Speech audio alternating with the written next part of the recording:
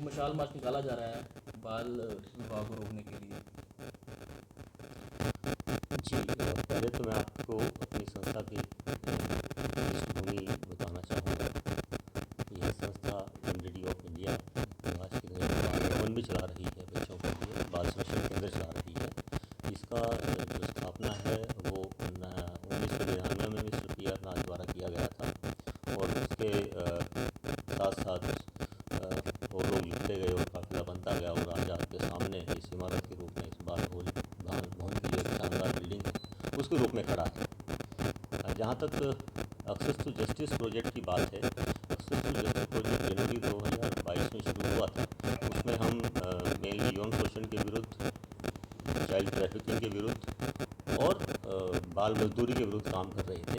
अभी पिछले कुछ दिनों में हमारे जो प्रेरणा स्रोत हैं श्री कैलाश सत्यार्थी जी, उनके आह्वान से बाल विवाह के विरुद्ध भी एक अभियान अब हम शुरू करने जा रहे हैं, जिसका जो अनावरण है वो 16 अक्टूबर को शाम को 5 बजे करनाल के 25 गांवों में एक मशाल जुलूस के रूप में निकाल किया जाएगा।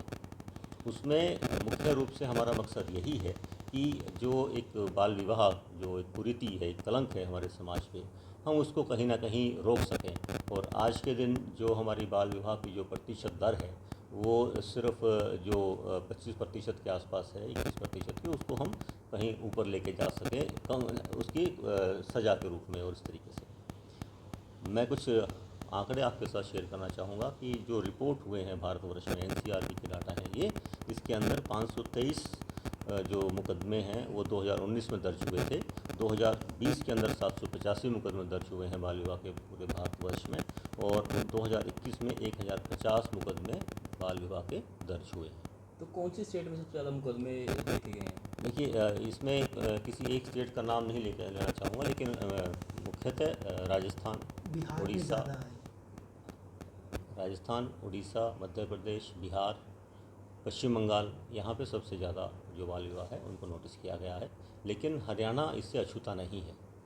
हमारे हरियाणा के अंदर भी, और मैं करनाल स्पेसिफिक की बात करूं तो सन 2021 के अंदर तकरीबन 35 मामले दर्ज हुए हैं सिर्फ हरियाणा के अंदर। करनाल के अंदर? जी सॉरी, करनाल के अंदर।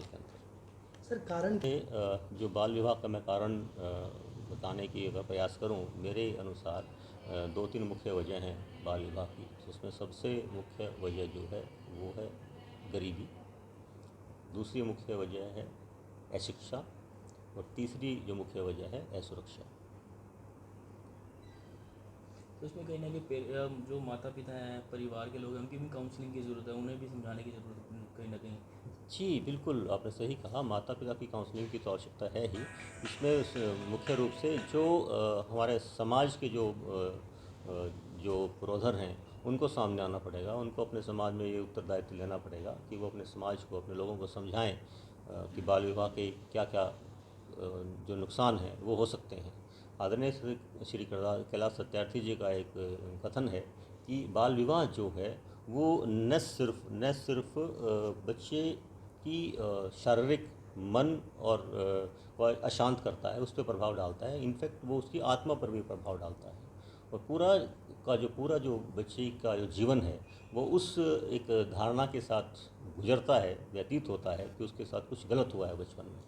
और नहीं, आज भी समाज में जो बालिकाओं की असुरक्षा है, जो आप देखेंगे, अगर बालिका जब बड़ी होती 14 साल तक, तो उसके साथ कई घरों में शारीरिक शोषण भी होता है। अपने लोग शारीरिक शोषण में संलिप्त होते हैं। जैसे बाहर जाती तो बाहर का बाथरूम, तो आज भी मतलब महिला और बेटियां सुरक्षित नहीं है समाज में। क्या ये मेन कारण नहीं है कि माँ बाप अपनी जिम्मेदारी से उद्ग्रहण होकर ये सोचता है कि विवाहित के बाद में उस पर कोई बुनी होगी? जी बिल्कुल सही कहा। जैसा मैंने पहले कहा कि असुरक्षा की भावना, उसके लिए समाज के साथ साथ हमारी जो हमारी पुलिस व्यवस्था है, इसको भी बहुत सारे सुधार आए हैं। मैं ये नहीं कहता कि वो निष्क्रिय है। 75 सालों में आज हम आज़ादी का महोत्सव मना रहे हैं, 75वां, तो उसमें पुलिस की व्यवस्थाओं में सुधार की आवश्यकता है ही। इसके साथ साथ समाज को भी आगे आना पड़ेगा। क्यों ऐसे तत्व, जो आपराधिक तत्व हैं, उनको इतनी छूट मिले? क्यों ऐसे आपराधिक तत्वों को इतनी आज़ादी मिले कि वो हिम्मत भी कर सकें किसी बच्ची के बारे में गलत सोचने की? तो एक बार फिर से बता दीजिए क्या कुछ कार्यक्रम रहने वाला है 16 तारीख अभी 16 तारीख को शाम को 5 बजे हम करनाल ज़िले के 25 गांवों के अंदर, लिस्ट मैंने आपको दे दी है, 25 गांवों के अंदर एक मशाल जुलूस निकाला जाएगा। उसमें उसी गांव की महिला उस जुलूस का नेतृत्व करेंगी और एक शपथ लेंगी कि वो अपने घर में और अपने घर के आसपास, अपने समाज में, अपने गली में, अपने मोहल्ले के अंदर कोई भी बाल विवाह ना होने देंगी। कोई हुआ तो उसकी रिपोर्ट करेंगी।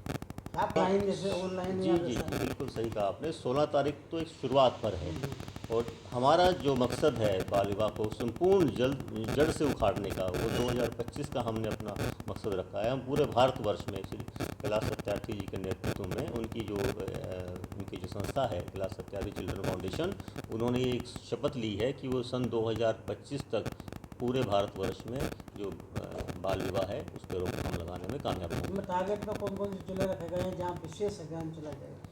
ये टारगेट पे कोई एक विशेष ज़िले का नाम नहीं है, तो हरियाणा के अंदर मेवात का इलाका है जहाँ जी बाल विवाह बहुत देखा जाता है, या सोनीपत से लेके और यमुनानगर का यमुना बेल्ट का जो इलाका है वो हमने चिन्हित किया है, वहाँ हमें थोड़ा ज़्यादा काम करना पड़ेगा। और हम सारे मिल के 13 तारीख को हमने 16 तारीख को 5 बजे हम मसाल निकालने जा रहे हैं और लोगों को अवेयर करवाएंगे। ये बाल विवाह करना ये गलत जुर्म है, इसलिए हम उनको अवेयर